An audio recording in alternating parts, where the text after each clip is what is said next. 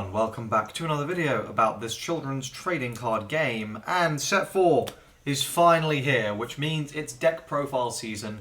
There are so many decks I've wanted to build from this set, so you can expect like at least one of these a week for like the next 2 months, probably two a week for a little while as well, just depending on how much One Piece news we get, to be honest with you. So yeah, I hope you guys are looking forward to that.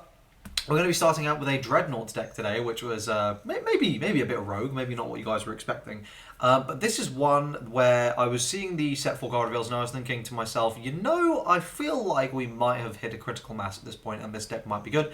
And lo and behold, I was correct. This deck is very strong. This is absolutely not an ideal version of this list, but I think drive decks are back is what I want to say. And Dreadnought and Berserker are definitely the best two. I mean, maybe Centurion's decent. I haven't done a massive amount of experimenting at the time of this recording, but yeah, I think there's a lot of exciting stuff. So obviously, let's just go ahead and get started. This is, as you could probably tell by the title and thumbnail, this is going to be Future Folk. So let's go ahead and get started. 4 copies of Space Dullahan. This card is really good when you're basically playing nothing but Future Folks, because this is just going to let you play this, enhance it, so you get a 4/4/1, and it's going to let you drive. So you basically get to, like, I mean, obviously it has to be a lower than level 1, but it's quite nice because oftentimes in Dreadnought, you know, especially, it feels like, you know, if you get something like this, it's like, okay, well, I don't want to lose a board, I don't want to do this, and, you know, it can be a bit awkward, but basically, look, this is a nice card. It's a level 0 Future Folk, it fulfills some nice conditions, and it's 4/4/1 is decent. I do wish I had, like, Charge Shield or Double Attack or something, but it's nice. Then we've got Quadruple Space Ure. This card is obviously like still really nice. You know, it's 5 HP body. We like those. 4 copies of this brand new card here. This one is Midori Giku, which of the green chrysanthemum, which, like, I'm pretty sure literally means green flower or like green chrysanthemum. So they mean green chrysanthemum of the green chrysanthemum. So, you know, classic. Why are you playing this? Well, it banishes stuff from grave, which means Death Shade is going to have a real bad time, as well as Darkness and other such decks like that, but mainly Death Shade is the one that matters, and it's 2-strike level 0, and that's the big reason, because this deck just goes face, and that's all you want to do. 4 copies of, to this day, one of the most broken cards in the game, Arcane Innovator. This card fell off a bit because 1, drive decks weren't super strong, and 2, counters were, like, not that good, especially in drive decks, because, you know, set 3 was Lucy format. Now, let me tell you, there are some counters you would love to be shuffling back into your deck. Then we've got 3 copies of 4, the Futuristic 4. This card is great in the Future Men deck. You know, it's fine if you get it normally, but obviously when you have a board already, this is something that's going to become really good. It's very nice off the drive from Dreadnought, because obviously you attack with something, then you enhance it into this, and then you get 2 more attacks out of it, so that's really, really good there. 4 copies of Space Crystal, Crystal. This is, on counter, it's getting you board presence, and on drive, it's getting you board presence. And it's a good enhanced target as well. 4 copies of one of the only non-Future Folks in the deck, Yomao. In fact, let me just pack up some of these, because this is getting a bit out of hand here. 4 copies of this guy. This is, and I think you're going to see this basically across the board. Every deck, no matter what factions you're running, is going to be playing like 8 gear ups, right? Unless you're playing black, that's the or you're playing like Vanquisher or something, right? Like every deck is going to be playing 8 gear ups, because there is 1 per faction. There's Shiden for Tsukikage for Volnar.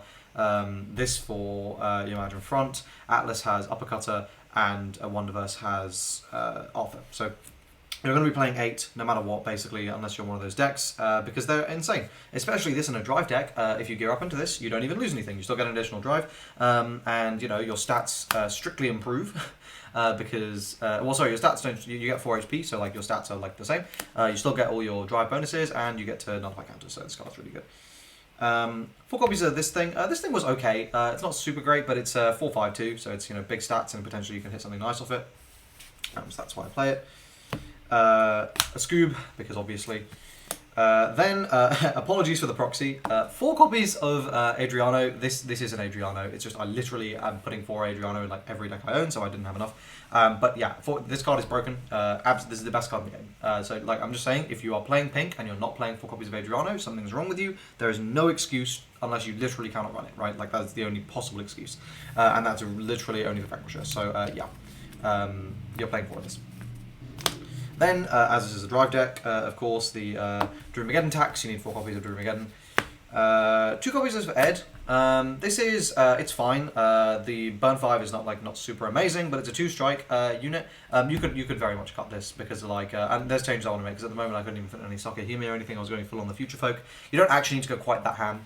So cards like Ed, cards like Vel Enias are actually not super necessary, so you can go ahead and cut those for cards like, for I've just said it, Sakahime, so you're getting additional drives and stuff. But this is nice as well because you get to recycle an event we'll come on to momentarily and just play it again. So this is okay.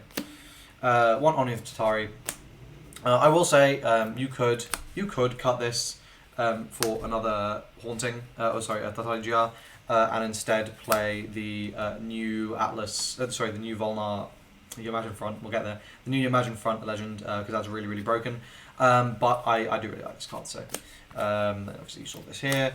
Then we're playing 2 copies of this, just so we are getting some more levels as well, because you really do need the levels in this deck. Obviously, if you see this, it feels massively bad, but you're probably not going to. Just, more likely than not, you're going to damage check it or something. And then finally, 4 copies of Ed versus Shadowhand. So this is basically it's gonna make your board a lot of the time. Although unfortunately, this does whiff a little bit too often for my tastes. To the point where I'm sort of just like, I'm not necessarily sure if you actually even need to bother with it, and you can potentially take advantage of other stuff. You could play Space Caves or something and use these levels elsewhere.